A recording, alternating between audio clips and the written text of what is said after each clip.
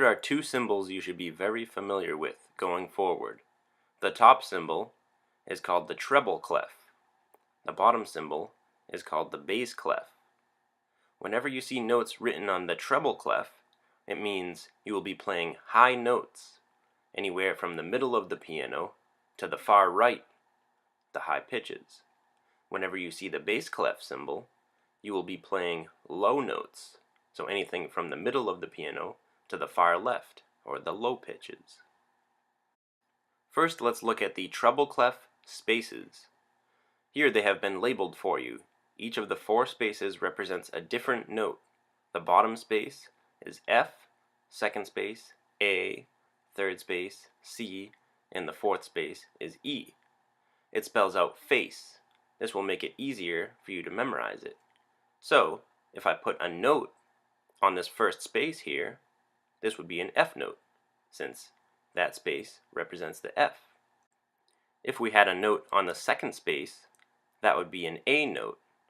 So your first step is to memorize each of these 4 spaces for the treble clef. Now let's look at the lines for the treble clef. Here is a diagram of all the treble clef lines written out for you.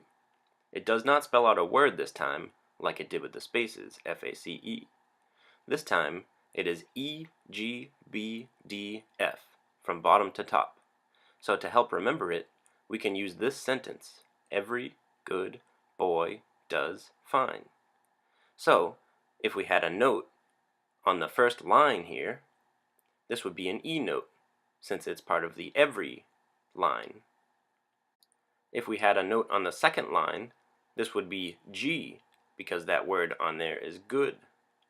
So, you always must look to the note head, or the circular part of the note, to determine if it is a line note or a space note. If the line is going through the note head, or the circle part, it is on that line.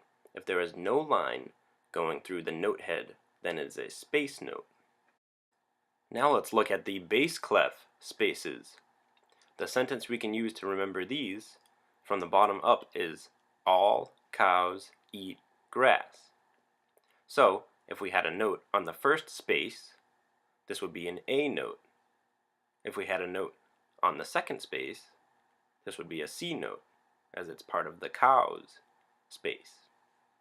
Now let's look at the lines of the bass clef.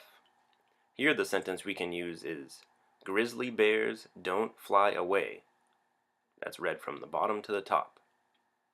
So, if we had a note on the first line, this would be a G note, as it's part of the grizzly line.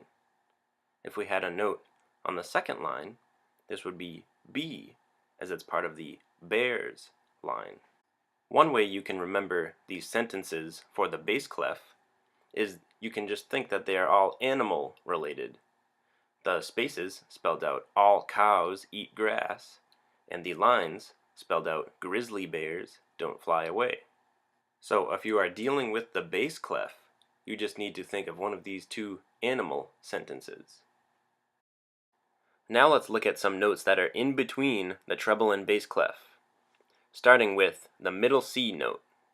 A middle C has a tiny ledger line going through it, and it can be placed right below the treble clef or right above the bass clef. Generally, if this middle C is close to the treble clef, the right hand will play it. If it is close to the bass clef, the left hand will play it. There will be exceptions that we see down the road. Right next to the middle C, we also have a D note. Notice it is right below the first line of the treble clef. So near the treble clef we have middle C and D right above it. Near the bass clef we have a B note, which is the space right above the top line of the bass clef, followed by middle C. So now you have a lot of work to do.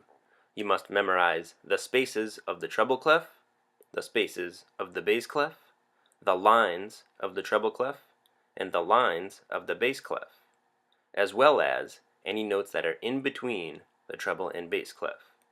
Good luck.